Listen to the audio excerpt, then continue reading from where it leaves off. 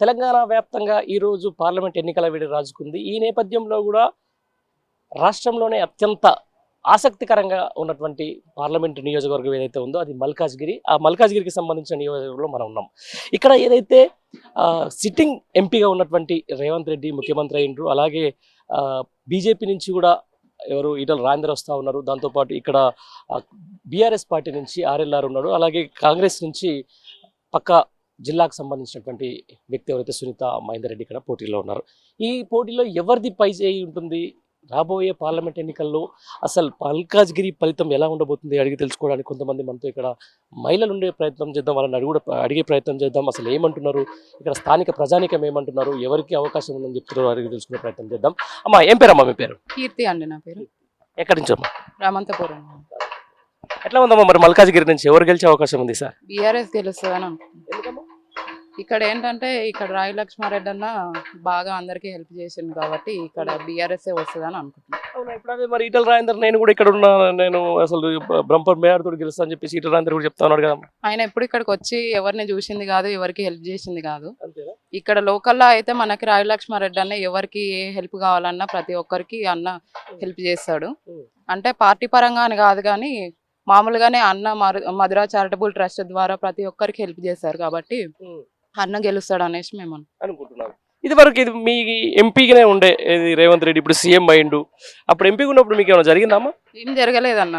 అసలు ఇప్పుడు మార్పు కావాలి కాబట్టి అన్నను గెలిపించాలని అనుకుంటున్నాను. మరి ఇదే ఇప్పుడు బీజేపీకి సంబంధించిన వాళ్ళు కూడా బాగానే మేము కూడా గెలుస్తామని చెప్పేసి చెప్తున్నారు కదమ్మా. అంటే వాళ్ళు ఎప్పుడు మనకి ఏది చేసింది లేదు కదన్న. అంతేనా? అట్లా అసలు ఉందా ఇక్కడ కాంగ్రెస్? ఇక్కడ కాంగ్రెస్ ఆమె నిన్న మొన్న వచ్చింది కదన్న, సునీత అని. తెలుసా మీకు? తెలుసు. అంటే బీఆర్ఎస్ తరపు నుంచి ఆమె నిన్నగాక మొన్ననే కదన్న వచ్చింది. బీఆర్ఎస్ నుంచి తెలుసు కానీ కాంగ్రెస్ తెలియదు. ఉంటుందా ఇక్కడ పోటీ? ఉంటుందా కాంగ్రెస్ లో? మరి అసలు ఇక్కడ పోటీ అనేది ఉండదు అనుకుంటున్నా. ఉండదు. ఖచ్చితంగా అన్ననే గెలుస్తాడు అనేసి అనుకుంటున్నాం. పర్లేదు. మీ పేరు? నా పేరు సరళ. మాది ఇక్కడ రామంతపురం. ఎట్లా ఉందమ్మా మరి ఇక్కడ? బాగానే అసలు ఎవరికి గెలిచే అవకాశం ఉందమ్మా? బీఆర్ఎస్ గెలిచేటట్టున్నది. అన్న ఈ రాగి లక్ష్మారెడ్డి అన్న. మాకు మంచి పనులు చేసిండు. సపోజ్ మళ్ళా ఆయన ఈ పదవిలో లేకున్నా గానీ మంచి పనులు చేసిండు కాబట్టి గెలుతాడని మా అభిమానం. అభిమానంతోనే వేస్తారు, అందరు గెలిపిస్తారు.